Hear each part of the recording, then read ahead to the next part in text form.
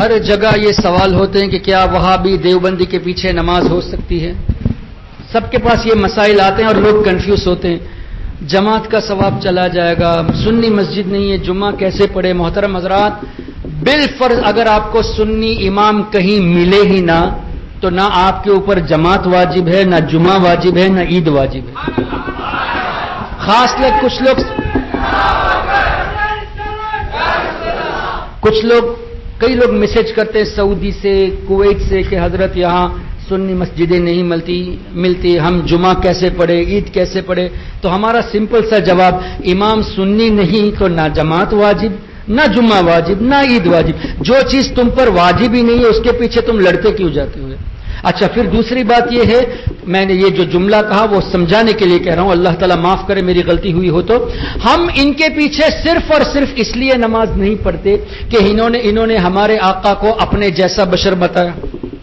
یہ ہے نا، یہ کہتے ہیں کہ اللہ نے نبی کو غیب نہیں دیا، اللہ نے نبی کو طاقت نہیں دی، نبی ہمارے جیسے بشر ہے. حضور علیہ السلام کی تعظیم ایسے کرو جیسے بڑے بھائی کی کرتے ہو، جیسے گاؤں کے چودھری کے کرتے ہو. اسماعیل دہلوی کا نام سنا ہے آپ نے؟ وہابیوں کا امام. اس نے تقویت الایمان میں لکھا کہ اللہ کے نزدیک کسی نیک بندہ کوئی بھی ہو، کتنا ہی چہیتا بندہ ہو یا کتنا ہی عظیم فرشتہ ہو، کوئی بھی ہو، اللہ کے نزدیک چپل سینے والے کی قدر بھی اس کی نہیں، چمار سے بھی زیادہ ذلیل ہے. اب نبی کو، فرشتے کو، ولی کو چمار سے زیادہ ذلیل، اللہ کے نزدیک چمار سے زیادہ ذلیل ہے. مطلب چمار کی عزت نبی سے زیادہ ہے. یہی کہنا چاہتا ہوں. جو آدمی اپنے نبی کے بارے میں، جن کا کلمہ پڑھتے ہیں، ان کے بارے میں یہ کہے کہ چمار سے زیادہ ذلیل ہے، اس کو تم کیسے امام بناؤ گے یار؟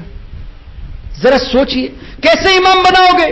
پھر یہ کہنا کہ نہیں 27 درجہ ثواب ہے، مکہ شریف میں ایک نیکی کا 1 لاکھ تو 27 لاکھ کا ثواب مس ہو جاتا ہے.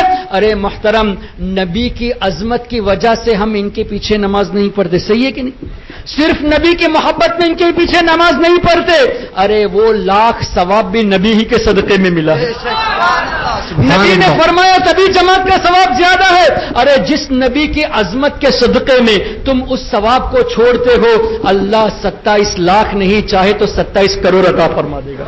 کیونکہ اللہ کے حبیب کی محبت میں تم نے اکیلے نہیں نماز پڑھی.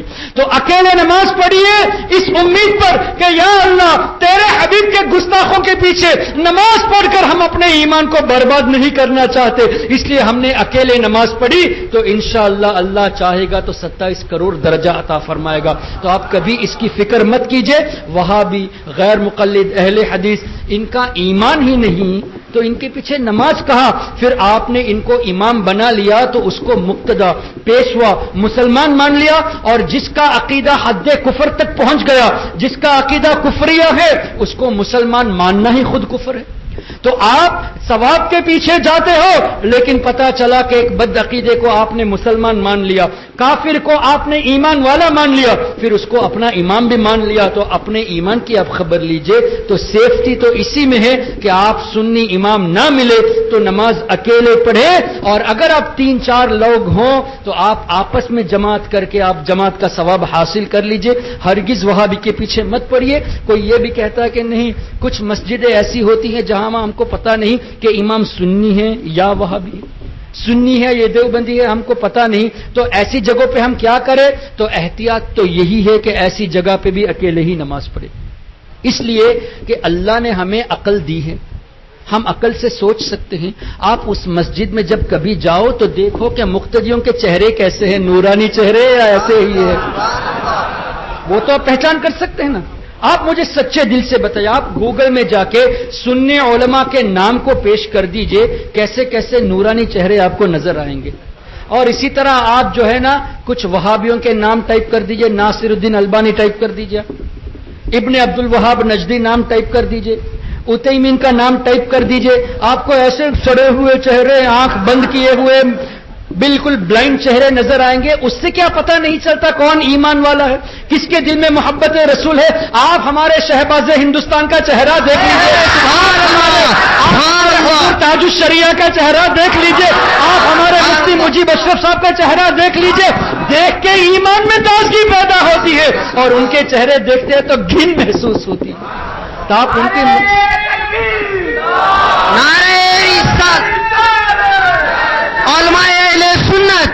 ارے یہ تو ایمان کی بات ہوئی، آپ عوام کو بھی دیکھیے کہ کہیں بڑے بھائی کا کرتا اور چھوٹے بھائی کا پیجامہ تو نہیں ہے، کہیں ماتھے پہ شامی کباب تو نہیں ہے، کہیں مونچھیں جو ہے نا نکال تو نہیں دی، ٹکلا تو نہیں۔ یہ ٹکلا ہونا، مونچھیں نکال دینا، یہ ان کی علامت حدیث میں بیان ہے، آلریڈی ہمارے آقا نے ان کی علامتیں بیان کر دی۔ تو اگر آپ پہچان ان سے گفتگو کر کے نہیں کر پاتے تو چہرے اور لباس کو دیکھ کے کم سے کم اپنے ایمان کو سنبھالیے، اور احتیاط اسی میں ہے، پہچان نہ بھی کر پاؤ جب تک کنفرم نہ ہو کہ یہ عاشق رسول ہے، تب تک ان کے پیچھے نماز ہرگز نہ پڑھے۔